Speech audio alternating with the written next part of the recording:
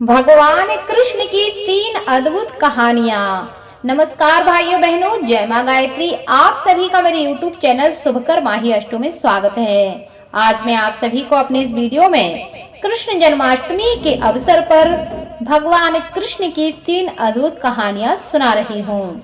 आप सभी से विनम्र निवेदन है, अगर आप मेरे चैनल पर पहली बार आए हैं तो प्लीज हमारे चैनल को सब्सक्राइब, वीडियो को लाइक और वीडियो को ज्यादा से ज्यादा शेयर अवश्य करें, ताकि आपके साथ साथ आपके अपने भी इस कथा का लाभ ले सकें।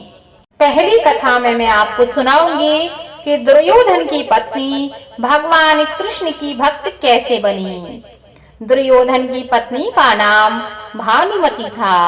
वह बड़ी ही सुंदर लड़की थी और जब भगवान कृष्ण दुर्योधन के महल में मेहमान बनकर आए तब वो सिर्फ 17 साल की थी।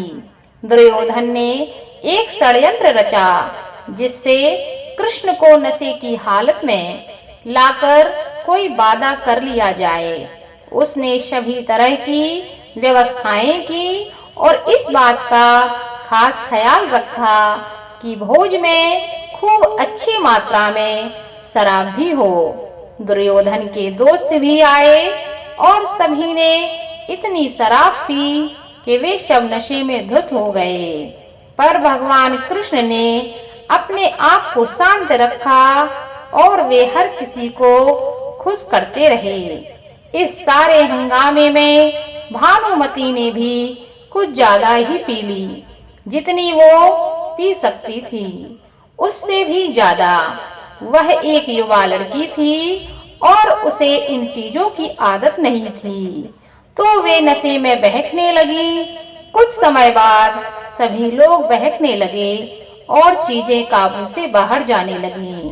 भानुमति अपने पर काबू खो बैठी। वो कृष्ण से लिपट गईं और उनके लिए अपनी इच्छा प्रकट करने लगीं। कृष्ण ने उन्हें किसी शिशु की तरह संभाला और वे समझ गए थे कि स्थिति अब खराब हो चुकी है। वे समझ गए थे कि भानुमति अगर कुछ गलत कर बैठी तो बाद में संभल नहीं पाएगी और हस्तिनापुर की रानी का गौरव कलंकित हो जाएगा। इसलिए कृष्ण ने उनको उठाकर महल के अंदर ले गए और उसकी सास गांधारी के कक्ष में जाकर उनके हवाले कर दिया। अगले दिन जब सुबह भानुमति को पता चला तो वो कृष्ण के प्रति सम्मान और कृतज्ञता से भर गईं कि उन्होंने उसे बचा लिया था। तब से वो भगवान कृष्ण की भक्त हो गईं। इस प्रकार इस घटना के बाद से वह भगवान कृष्ण की परम भक्त बन गईं। अब प्रारंभ करते हैं दूसरी कथा। कृष्ण की घमंडी पत्नी। सत्यभामा कृष्ण की दूसरी पत्नी थी। वो बहुत ही घमंडी स्त्री थी। उसका ये मानना था कि वो सबसे सुंदर और सबसे अमीर स्त्री थी, क्योंकि उनके पिता एक बहुत ही धनवान व्यक्ति थे।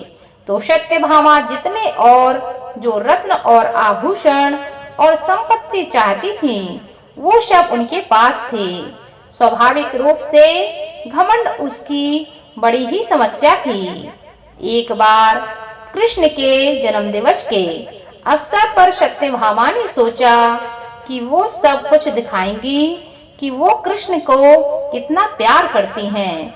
तो उन्होंने तय किया कि वो कृष्ण के वजन के बराबर सोना शहर के लोगों में बांटेंगी। इसे तुलादान कहते हैं। ये मंदिरों में होता है।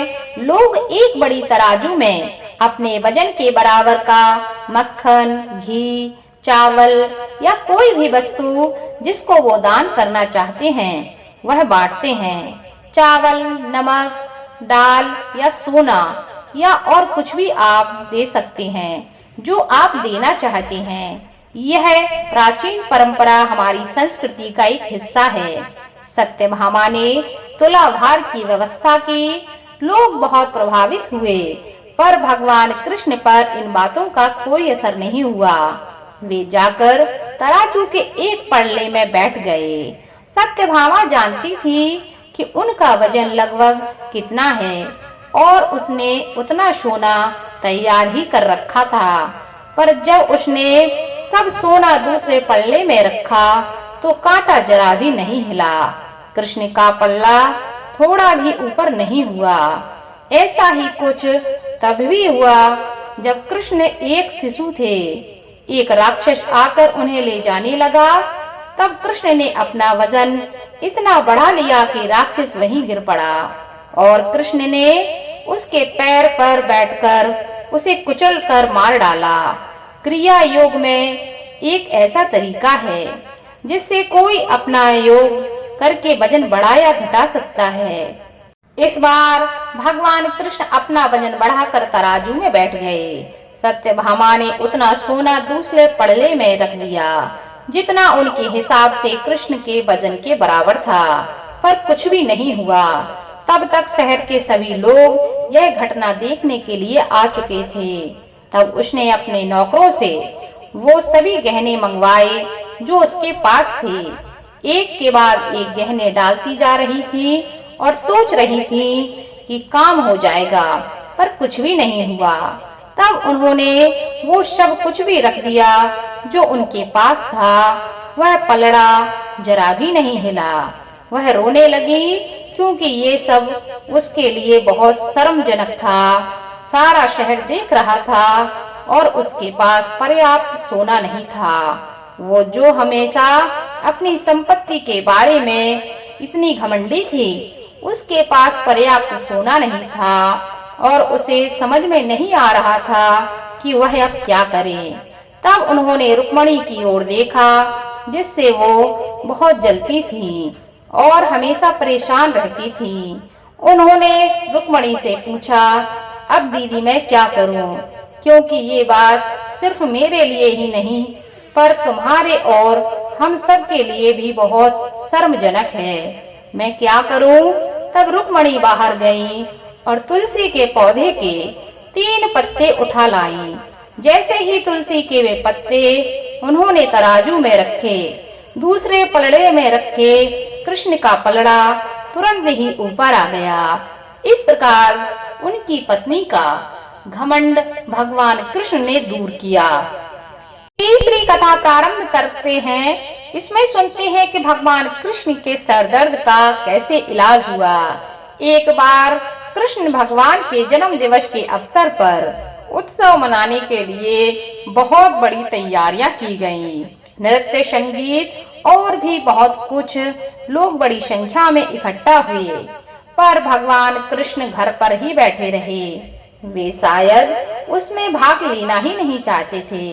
वैसे तो कृष्ण हर तरह के उत्सव के लिए हमेशा तैयार रहते थे, पर इस दिन किसी वजह से उनकी इच्छा ही नहीं थी। रुक्मणी जी आईं और पूछने लगीं कि हे नाथ, आपको क्या हो गया? क्या बात है, आप उत्सव में शामिल नहीं हो रहे हैं?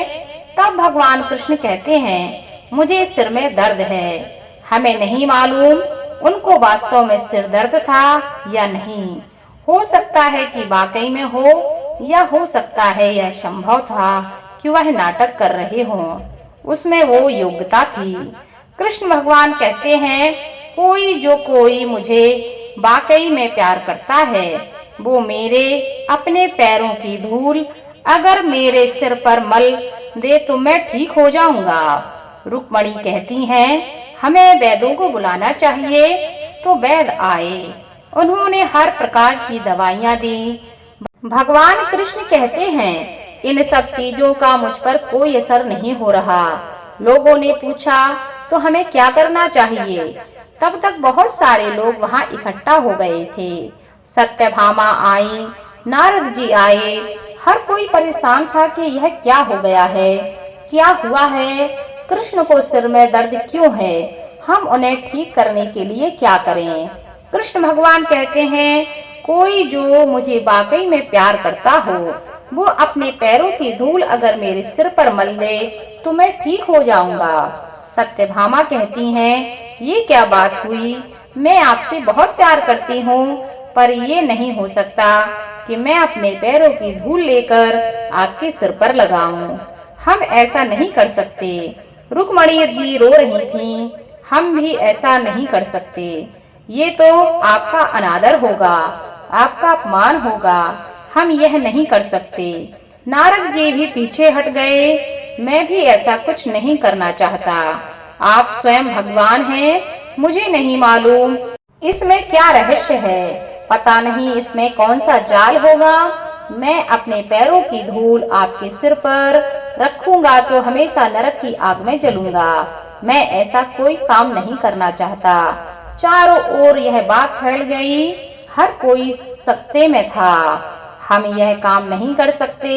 हम सब बहुत प्यार करते हैं आपसे, लेकिन हम नरक में नहीं जाना चाहते।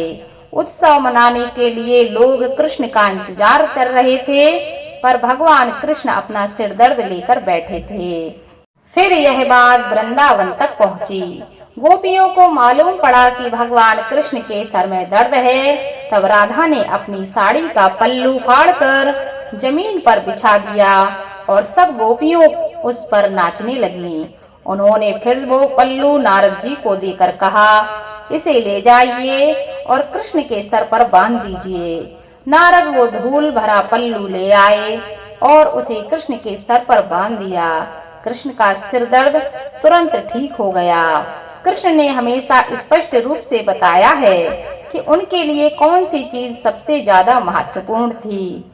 हालांकि वो राजाओं के साथ घूमते थे और उन्हें बहुत से राज्य भेंट किए गए थे, पर उन्होंने वे नहीं लिए। उनके लिए सच्चा निस्वार्थ सरल प्रेम ही सबसे ज्यादा महत्वपूर्ण है।